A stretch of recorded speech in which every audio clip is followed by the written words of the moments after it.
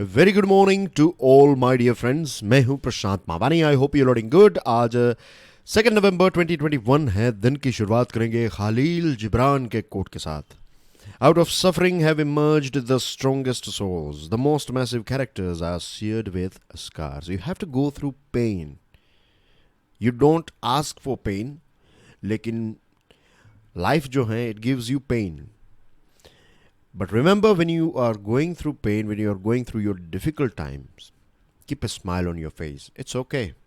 It's okay.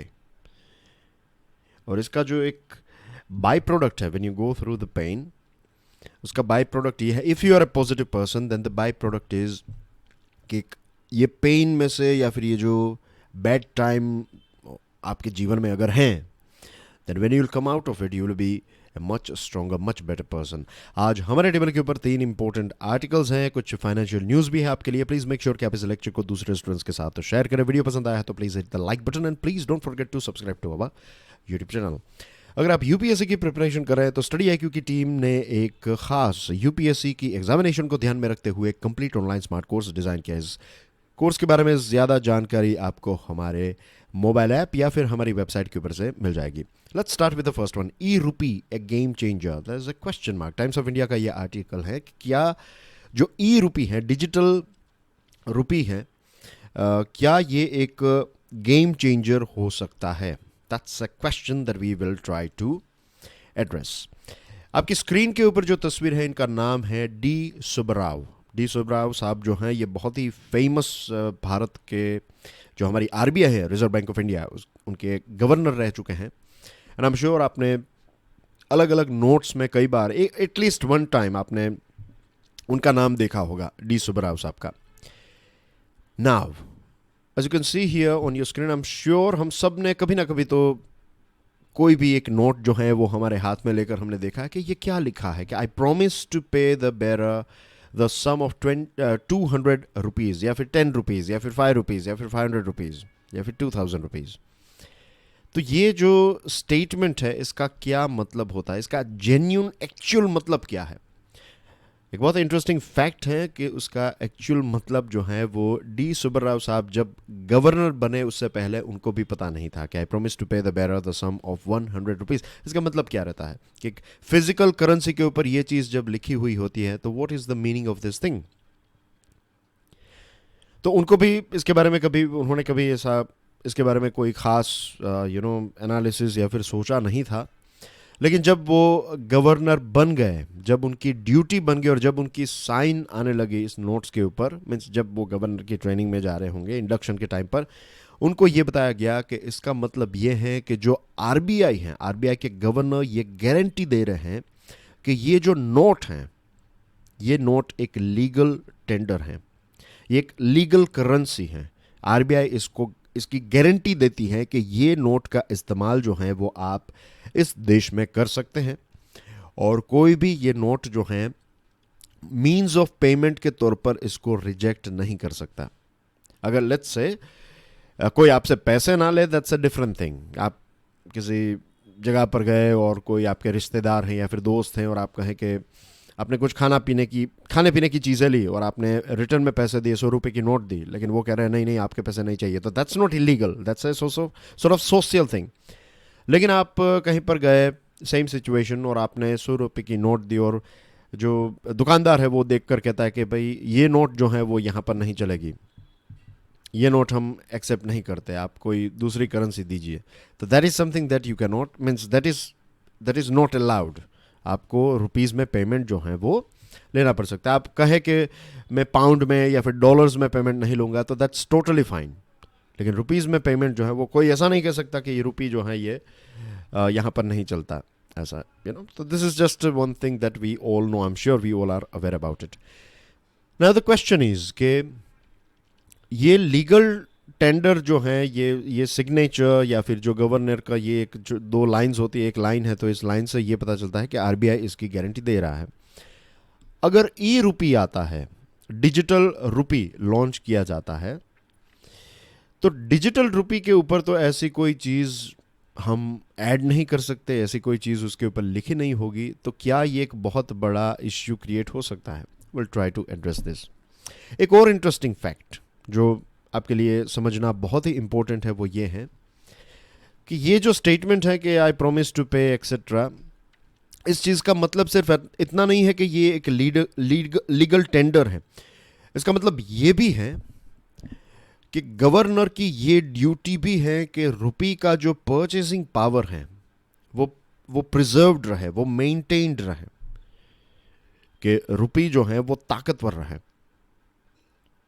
ऐसा नहीं कि दुनिया का सबसे ताकतवर जो जो दुनिया की सबसे ताकतवर करेंसी हमारा रुपी बन जाए। ऑफ कोर्स बन जाती है तो that's a very good thing for our economy and for every one of us, but at least उसकी वैल्यू जो है एक अच्छी रीजनेबल वैल्यू रहे, इसके साथ इन्फ्लेशन जो है वो कंट्रोल में रहे और स्टेडी रहे, महंगाई जो है वो ज़्यादा ना बढ़े। क्योंकि अगर चीज़ें महंगी हो जाएगी, ज़्यादा एक्सपेंसिव हो जाएगी, तो if you are earning 10,000 rupees per month और 10,000 रुपीज़ में आप अपना इलेक्ट्रिक बिल, अपनी मोटरसाइकिल का पेट्रोल, इंश्योरेंस, बाकी की सारी चीज़ें लेट्स से अब मैनेज कर लेते हैं, लेकिन अब चीज़ें जो है वो एक्सपेंसिव होने लगे। आपकी सैलरी वही रही 10,000 रुपीज़, लेकिन हर साल 9% 7% ओवरऑल चीज़ें जो है वो इतनी महंगी होती जा रही है। तो एक वक्त ऐसा आएगा 2-3 सालों के बाद 10,000 रुपये जो हैं वो आपके लिए पर्याप्त नहीं होंगे,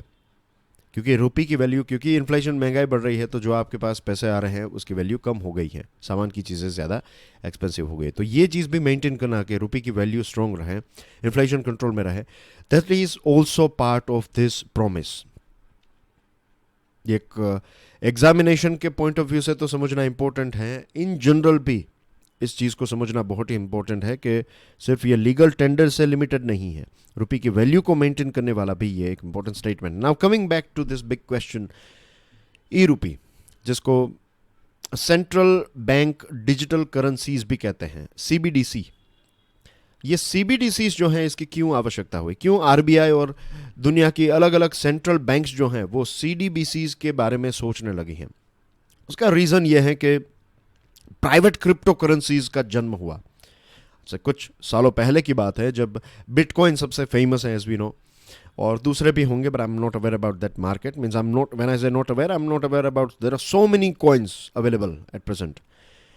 तो बिटकॉइन जो है वो सबसे फेमस है। तो बिटकॉइन एक नई चीज़ लेकर आया, bitcoin was a new thing. उसके बाद बहुत सारी ऐसी करेंसीज आई। तो ये जब स्टार्टिंग में आई तो उतनी ज़्यादा कोई सेंट्रल बैंक्स इससे घबराई हुई नहीं थी, लेकिन उसके बाद ये बिटकॉइन की जैसे एक प्राइवेट क्रिप्टो करेंसी है और जैसे लोगों में ये फेमस होने लगी, टॉक ऑफ द टाउन होने लगी, तो फिर आरबीआई जैसी जो दूसरी सेंट्रल बैंक है दुनिया के अलग अलग देशों की, उन्होंने इसके बारे में सोचने की शुरुआत कर दी कि this may create a sort of issue.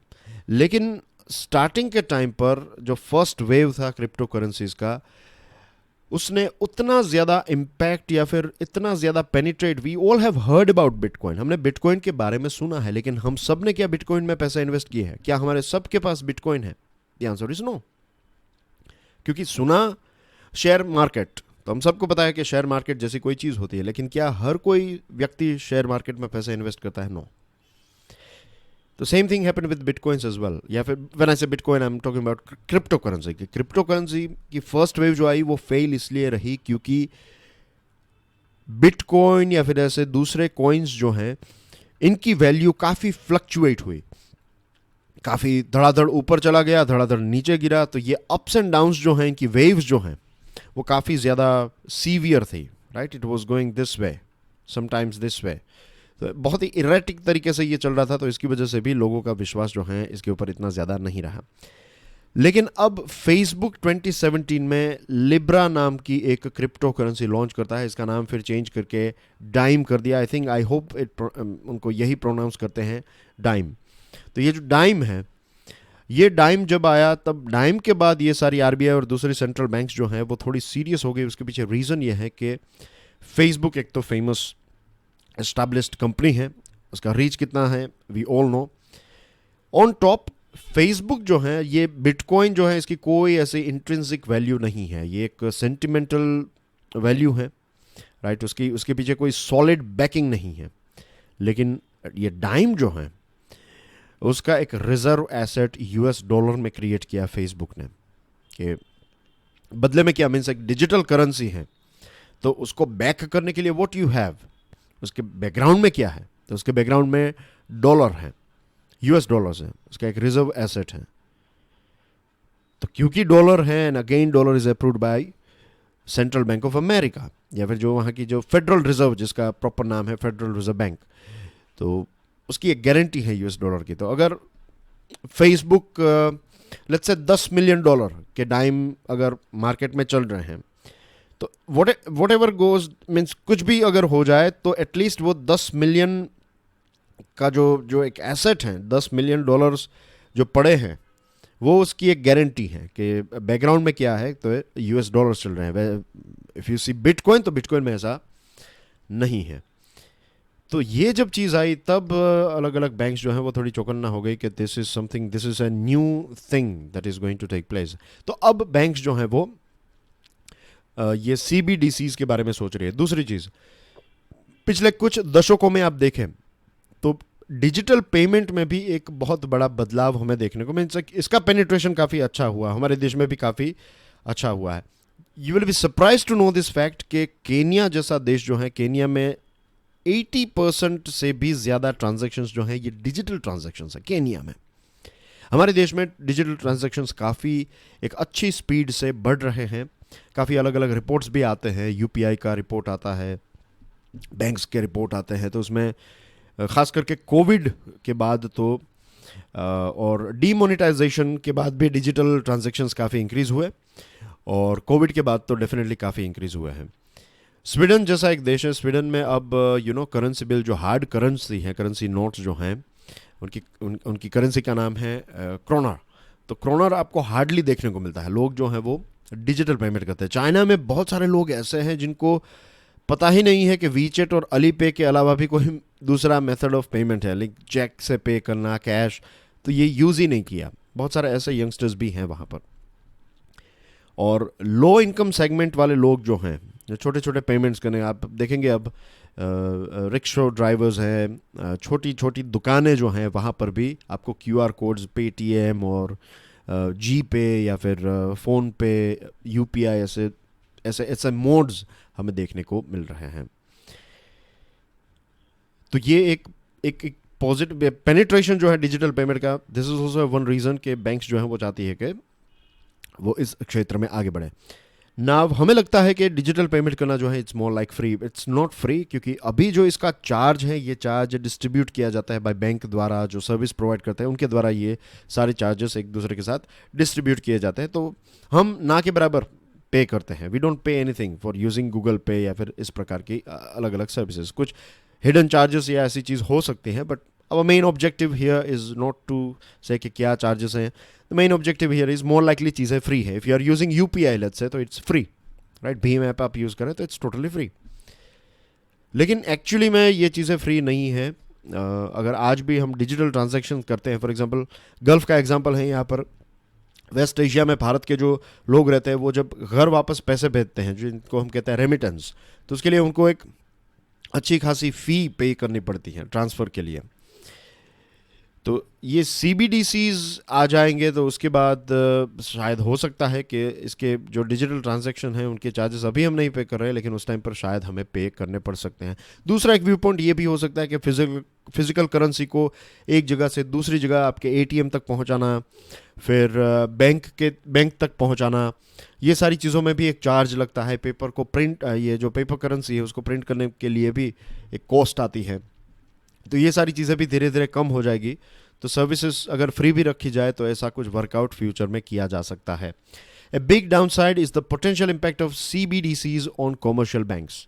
अगर CBDCs आ जाएगी तो इसकी इम्पैक्ट कॉमर्शियल बैंक्स के ऊपर बहुत ज़्यादा होगी, क्योंकि एक बैंक का काम क्या है, डिपॉजिटर्स के पैसे कलेक्ट करती हैं और जिनको लोन चाहिए उनको लोन देती है।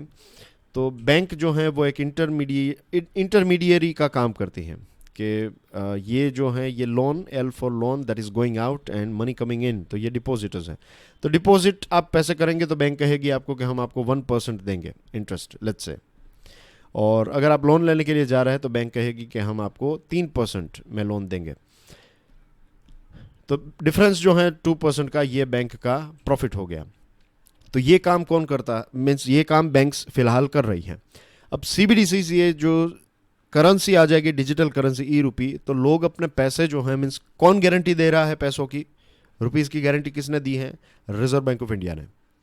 तो लोग अपने पैसे भी जो हैं वो रिजर्व बैंक ऑफ इंडिया के पास रखने लगेंगे, तो कॉमर्शियल बैंक्स के पास उतने पैसे नहीं आएंगे, और कॉमर्शियल बैंक के पास पैसा नहीं आएंगे तो फिर कॉमर्शियल बैंक जो है उसका फिर काम क्या रहेगा। या फिर ऐसा भी होगा कि लोग जो हैं अपने पैसे आरबीआई के पास रखें, और आरबीआई जो है वो फिर ये पैसे, क्योंकि लोग जो हैं उनको, मीन्स जो कैश है मेरे पास आज, मेरे जेब में जो पैसे हैं वो मेरे पास है, क्योंकि उसमें फिजिकल एक कागज़ के ऊपर आरबीआई ने कहा है, आरबीआई के गवर्नर ने साइन करके कहा कि मैं इसकी गारंटी देता हूं कि ये एक लीगल टेंडर है।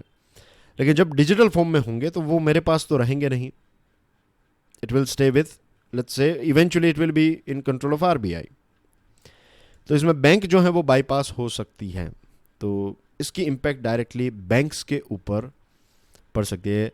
CBDC account with the central bank will make it that much easier and tempting for people to move money and trigger bank runs. दूसरी चीज़, प्राइवेसी भी लोगों की चली जाएगी। अगर आप प्योर डिजिटल करेंसी यूज़ कर रहे हैं, डिजिटल ट्रांजैक्शन ही कर रहे हैं, तो आपने कुछ ऐसी चीज़ खरीदी कि आपको सरकार को नहीं बताना, means it's not illegal, but कई बार ऐसी चीज़ होती है कि I don't want everyone to know कि मैंने वो चीज़ परचेज की है। लेकिन अगर डिजिटल ट्रांजैक्शन ही हैं तो हर जगह पर ट्रेल्स क्रिएट होंगे, कुछ ना कहीं किसी ना किसी को पता होगा कि what I have purchase etcetera.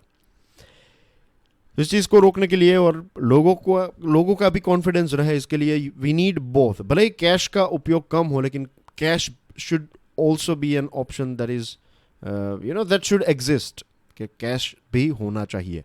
और हमारे जैसे देश में तो होना ही चाहिए, क्योंकि कनेक्टिविटी का कोई भरोसा नहीं है, कब लाइट चली जाए, कब इंटरनेट चला जाए, तो ऐसा होता रहता है। मेरे साथ भी 4-5 बार ऐसा हुआ है कि पेट्रोल पंप पे गए, कार की टैंक फुल करवाई और फिर यूपीआई से पे करने की कोशिश की, एंड वो रिकनेक्टिंग आता गया, और 3-4 बार ट्राई किया, and finally good enough I was having cash, तो कोई ऐसा इतना बड़ा इश्यू नहीं आया। वरना जस्ट इमेजिन कि वहाँ पर you have to create, means एक नया प्रॉब्लम क्रिएट होता है, बिकॉज 4-5 हज़ार का पेट्रोल आप डलवाते हैं और उसके बाद आप कहें कि ये यूपीआई काम नहीं कर रहा है। मेरे पास कार्ड भी था, बट जस्ट इमेजिन कि अगर आप सिर्फ एक ही चीज़ के ऊपर रिलाई रहते हैं, तो cash should always exist for timing. फिर फ्यूचर में देखते हैं कि इसका क्या होता है, लेकिन अभी तो हमारे देश में cash should be there, cash and e currency. अगर ई करेंसी आ रही है then cash should be there. तो ये कुछ इश्यूज़ और अपॉर्चुनिटीज़ है इसके साथ। लेक्चर की पीडीएफ को डाउनलोड करने के लिए check out my Telegram channel. अब बात करते हैं time for action, the Hindu का ये आर्टिकल है। G20 की मीटिंग हुई, और G20 की मीटिंग में जो बड़े बड़े लीडर्स हैं, G20 देश के लीडर्स ने ये तय किया कि कोविड-19 पेंडेमिक के खिलाफ लड़ाई की जाएगी, क्लाइमेट चेंज को रोका जाएगा, एक मेजर टैक्स एग्रीमेंट भी किया है, और ग्लोबल इकोनॉमिक ग्रोथ और स्टेबिलिटी को अचीव करने के बारे में भी एक चिंता व्यक्त की है। कोविड-19 की बात करें तो वैक्सीनेशन का production is one of the most important thing, और वैक्सीनेशन के प्रोडक्शन के लिए we have to support WHO ने टारगेट ये रखा है कि 2021 के अंत तक, तो we are in November isn't it, तो नवंबर और दिसंबर, अब 2 महीने हैं, 60 डेज़ के अंदर WHO को ये टारगेट अचीव करना है कि एटलीस्ट 40% जितनी दुनिया की पॉपुलेशन जो है इनको इनोक्यूलेट करना है, उनको दोनों डोजेस जो हैं वो मिल जाने चाहिए। और मिड 2022 तक, यानी कि लेट्स से जुलाई 2022 से पहले 70% जितनी दुनिया की पॉपुलेशन को कोविड वैक्सीनेशन मिल जानी चाहिए। अब इसके लिए we need cooperation, regional cooperation चाहिए। लेट्स से कि ये दुनिया है, just let's quickly, this is America, this is Africa, this is Asia, this is Europe, right, this is South America. तो अगर यहाँ पर कुछ देशों के पास ये चीज़ हैं, let's say this is Africa, तो अफ्रीका में 54 जितने देश हैं, तो यहाँ पर कुछ देशों के पास अगर वैक्सीन है तो ये रीजनल कोऑपरेशन होना चाहिए कि यहाँ पर पहुँच जाए, यहाँ पर वैक्सीन पहुँच जाए, और दूसरे शायद देशों को भी अफ्रीका जैसे जो कॉन्टिनेंट है उनकी मदद करनी पड़ सकती है। तो we need coordination in supply of vaccine, खास करके डेवलपिंग देशों की मदद करने की आवश्यकता है। फिर जो क्लाइमेट चेंज को लेकर जो $100 बिलियन हर साल डेवलप्ड कंट्रीज देंगे, तो उसको लेकर फिर से एक कमिटमेंट या फिर एक वादा जो है ये डेवलप्ड देशों ने किया है। बट ये वादा अगर पूरा किया जाएगा नहीं किया जाएगा, we have to wait and watch, क्योंकि इससे पहले भी ये वादा किया गया था। I think it was in 2015 में यह वादा किया गया था पेरिस एग्रीमेंट के टाइम पर, और 2022 तक हमने देखा कि ऐसी कोई चीज़ जो है वो डेवलप्ड देशों ने फुलफिल नहीं की है। ग्लासगो की जो समिट हुई तो इसमें इंडिया ने क्लियरली बता दिया है कि ज़ीरो एमिशन जो है, this is considered as a big victory for India, कि भारत ने क्लियर बता दिया कि ज़ीरो एमिशन जो है वो फिलहाल भारत जैसे देश के लिए पॉसिबल नहीं है। हमारे यहाँ से कार्बन एमिट होता रहेगा, लेकिन धीरे धीरे करके हम चीज़ों के ऊपर काम कर रहे हैं। पेरिस एग्रीमेंट को लेकर अगर G20 देशों में देखें तो पेरिस एग्रीमेंट में जो प्रोमिस की हैं तो उसको कंप्लीटली फुलफिल जो है वो भारत फिलहाल कर रहा है। और भारत को डेवलपमेंट करना मीन्स डेवलपिंग स्टेज में है हम।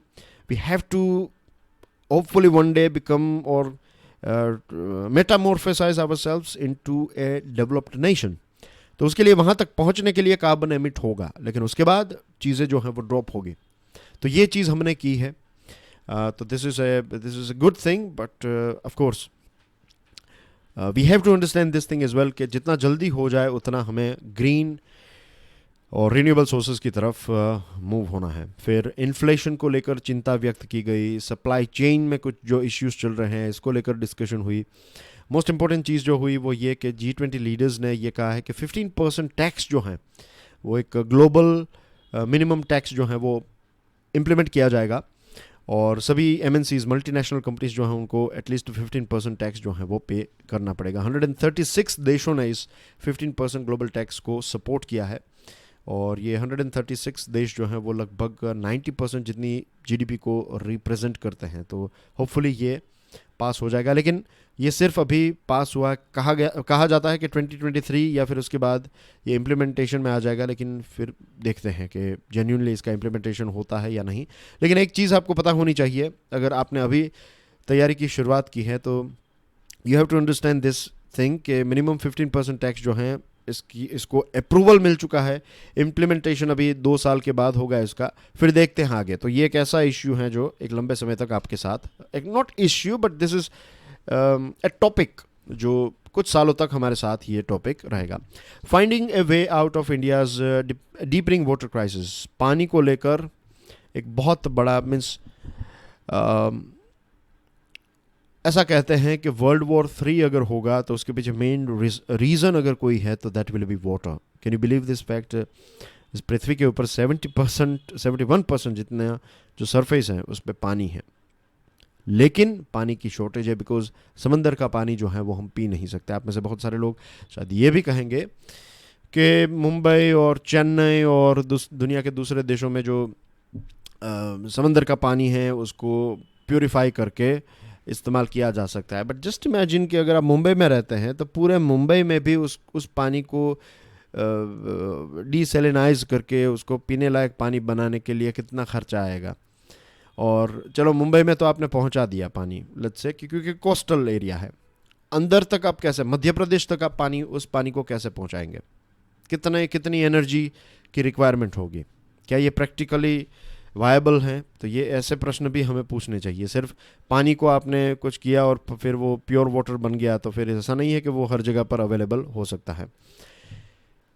अब वाटर क्राइसिस जो है उसके बारे में कहते हैं कि आने वाले वक्त में 80 to 90% जो मीन्स आने वाले समय में डिमांड इतनी होगी, 2030 तक अगर आप देखें तो 2030 तक पानी की जो सप्लाई है उससे लगभग डबल डिमांड हो जाएगी। जितना आपको पानी चाहिए ये अवेलेबल है उससे ट्वाइस डिमांड होगी। और 2019 में मिनिस्ट्री ऑफ जल शक्ति का जन्म हुआ। इसमें ministry of water resources, river development and Ganga rejuvenation और ministry of drinking water and sanitation को मर्ज करके एक नई मिनिस्ट्री बनाई गई। ऐसे ही एफर्ट्स जो हैं, ऐसे ही कोऑर्डिनेशंस जो हैं वो हमें अलग अलग मिनिस्ट्रीज और डिपार्टमेंट्स के बीच में चाहिए अगर हमें पानी को बचाना है, कंजर्व करना है। तो आज भी हमारे देश में सबसे ज़्यादा पानी का जो सबसे बड़ा सोर्स है that is ground water. 80 to 90% हमारा पीने का पानी जो है वो ग्राउंड वाटर से आता है। सेम थिंग खेती बाड़ी के लिए जो पानी इस्तेमाल हम करते हैं 75% पानी जो है वो हम ग्राउंड वाटर से निकालते हैं। अर्बन एरिया में लगभग 50 से 60% जितनी सप्लाई जो है वो ग्राउंड वाटर से है। बाकी की जो सप्लाई है वो सरफेस वाटर, जिसमें आपके तालाब आ गए, आपकी नदियाँ आ गई, टैंक्स, रिजर्वोयर, ये सारी चीज़ों को सरफेस वाटर कहते हैं। बाकी का पानी हम सबमर्सिबल या फिर कुएं में से निकालते हैं।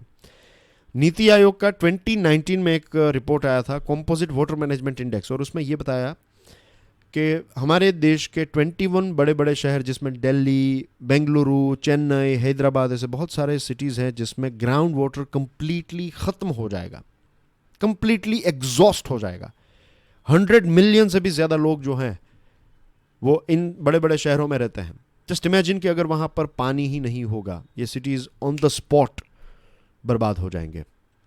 चेन्नई का एग्जांपल है, 2019 में बहुत सारे, चेन्नई सिटी में बहुत सारे ऐसे एरियाज़ हैं जहाँ पर महीनों तक पानी नहीं था।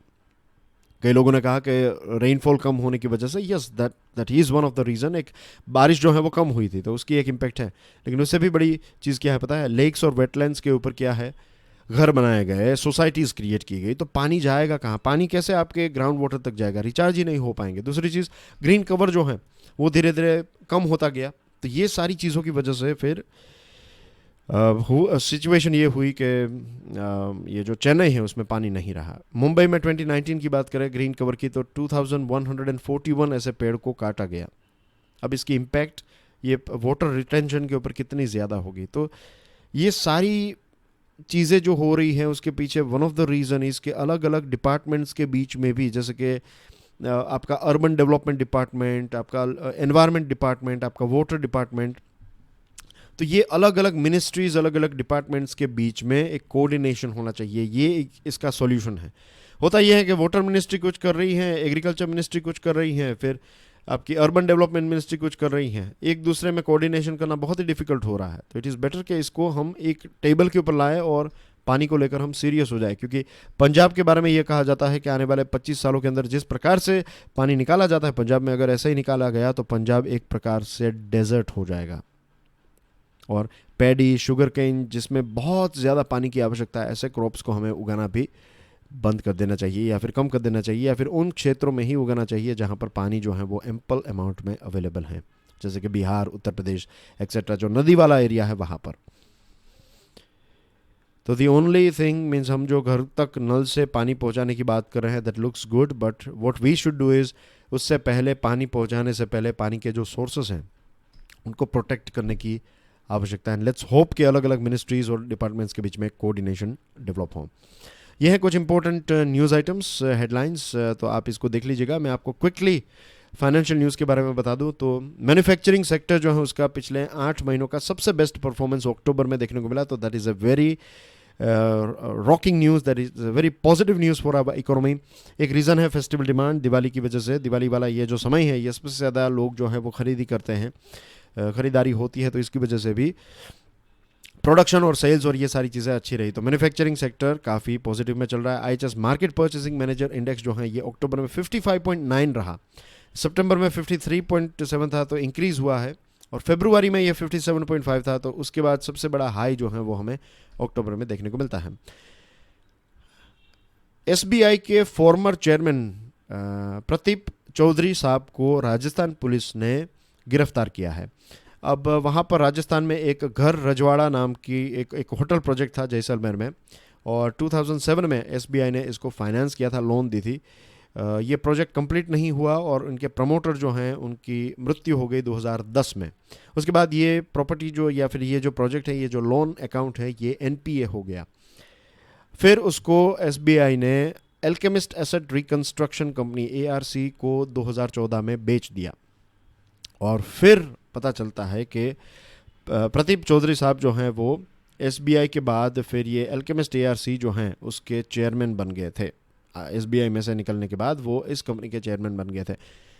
तो अब कुछ इस चीज़ को लेकर इन्वेस्टिगेशन चल रही है। अभी कहना बहुत ही अर्ली होगा कि उनका कसूर है या नहीं, वी डोंट नो येट, लेकिन ये कुछ कनेक्शंस जो हैं वो पुलिस ने हमारे सामने रखे हैं। That's everything in today's discussion. Thank you very much for watching this video. God bless you all.